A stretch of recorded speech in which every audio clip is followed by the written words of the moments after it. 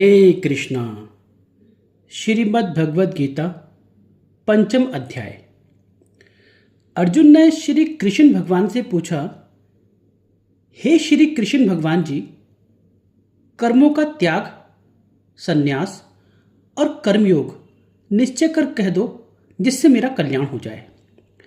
अर्जुन का प्रश्न सुनकर श्री कृष्ण भगवान मुस्कुराए और बोले, संन्यास योग और कर्मयोग ये दोनों कल्याण के दाता हैं, कल्याण को देने वाले हैं। इनमें संन्यास के निमित्त कर्म को त्यागना उचित नहीं, कर्म करना अर्थात कर्मयोग श्रेष्ठ है। और जो प्राणी ज्ञान की इस बात को समझते हैं वही सन्यासी कहलाते हैं। वे हर्ष और शोक से रहित हैं। हे महाबाहु अर्जुन, ऐसा जो निर्दग्ध है वे इस लोक में जन्म रूपी बंधनों से छूट जाता है। हे अर्जुन, सांख्य और कर्मयोग को अलग अलग बताने वाला तो अज्ञानी है। योग अर्थात मेरा ज्ञान, गोष्ठ कथा वार्ता करना ये एक ही तो है और इन दोनों का फल भी एक ही है। मेरे परम स्थान को जैसे सांख्य योगी पाता है, कर्मयोगी को भी वही परम धाम प्राप्त होता है। जिन्होंने सांख्य योग व कर्मयोग को एक ही जाना है उन्होंने यथार्थ जाना है। हे अर्जुन, संसार के सभी कर्मों को देह और मन से त्यागने का नाम संन्यास है।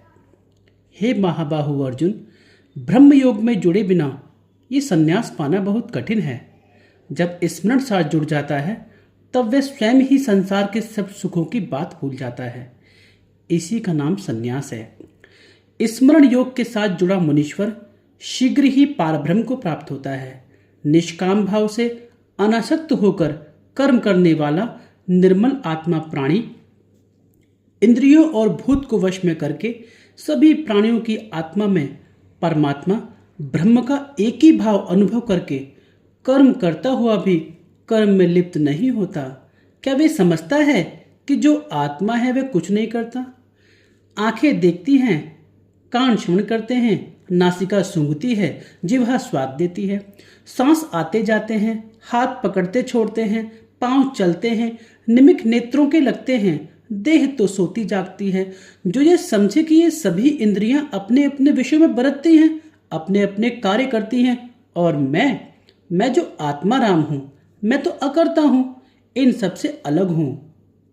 जो इस भांति आत्मा को समझे और इंद्रियों से कर्म करे उस पुरुष को किसी कर्म किए का दोष नहीं लगता। जैसे जल में कमल निर्लेप और न्यारा है, वैसे ही वह पुरुष भी वासना से न्यारा है। हे अर्जुन, जो योगीश्वर पुरुष हैं सो देह मन और इंद्रियों से सत्य कर्म जो स्नान आदि है सो करते हैं और फल की इच्छा भी नहीं करते। वे निश्चल शांति पाते हैं। जो किसी कामना के निमित्त ऐसा करते हैं वे बंधनों को प्राप्त होते हैं। हे अर्जुन, अब यह सुन कि सदा सुखी कौन है? जो प्राणी आत्मा के साथ जुड़ा है और किसी इंद्रियों का ऊधम नहीं उठाता, अर्थात जो इंद्रियों के वश में नहीं है, वे सदा सुखी रहता है। अब यह सुन कि मैं कैसा हूं। मैं संसार को उपजाता हूं, मेरी माया का यह स्वभाव है। ये सारा संसार माया का खेल है और मुझे इस संसार से कोई प्रयोजन नहीं है। मैं न किसी से पाप कराता हूँ और न पुण्य कराता हूँ, बल्कि अज्ञानी जीव स्वयं मोहित होते हैं और पाप करते हैं। जो मुझ ईश्वर को न्यारा निर्लेप समझते हैं उन्हें कभी अज्ञान नहीं उपजता। जैसे सूर्य के लिए अंधकार का कोई महत्व नहीं, इसी भांति ज्ञानी जन भी निर्लेप हैं।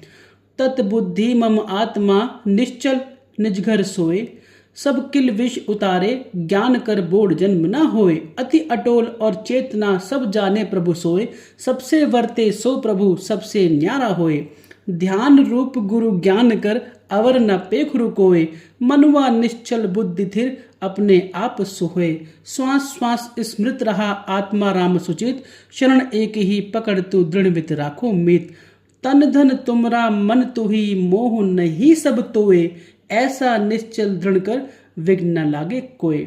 मुझे न्यारा और निर्लेप समझकर मेरे में ही जो प्रीति लगाए, मुझसे प्रेम करे और मेरी शरण में आकर जिसका रोम रोम मुझ में रमा हो, मुझे ऐसा जान करो जो मुझे भजता है। हे अर्जुन, मेरा वह भक्त मेरे अविनाशी परम पद को प्राप्त हो जाता है।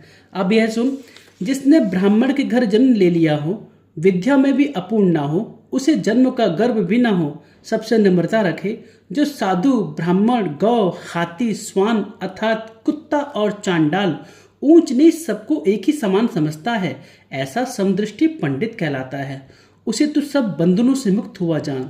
ऐसी जिसकी बुद्ध ब्रह्म दृष्टि हो और जो भली वस्तु पाकर प्रसन्न नहीं होता, अप्रिय वस्तु पाकर शोक नहीं करता, ऐसा स्थिर बुद्धि ज्ञानी ब्रह्म को जानने वाला, जिसके हृदय में कुछ अज्ञान नहीं, जिसने इंद्रियों के सुखों को भुला दिया है और आत्मा के सुख में ही जो मग्न रहता है, हे कुंती नंदन अर्जुन, जिसकी आत्मा ब्रह्म योग के साथ जुड़ी हुई है, उसने ही अविनाशी सुख को पाया है और भोगों का सुख अंतवत है। अतः वे विषय भोगों को त्याग कर आत्मा का सुख भोगते हैं। वे इंद्रियों के भोगों में नहीं रमते।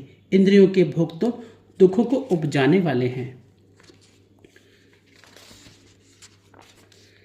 जो कर्म फलों को परमेश्वर को समर्पित करके आसक्ति रहित होकर अपना कर्म करता है, वे पाप कर्मों से उसी प्रकार अप्रभावित रहता है जिस प्रकार कमल पत्र को जल छू नहीं पाता। कर्ता ही कर्म फलों को भोगता है। ईश्वर को अर्पित कर्म जीव जो कर्तापन से मुक्त हो कर देते हैं, इसलिए भक्त कर्म फलों से असंग रहता है। गाय हो, हाथी हो या इंसान हो, नीच हो या ऊंच हो या स्वान हो, देख समदृष्टि से कहलाएगा, ब्रह्म ज्ञानी वे पुरुष हर्षाएगा। रहता है जो लीन ईश्वर जात में, याद करता है उसे हर बात में, ब्रह्म के ही रूप में मिल जाएगा और वह निर्वाण पदवी पाएगा।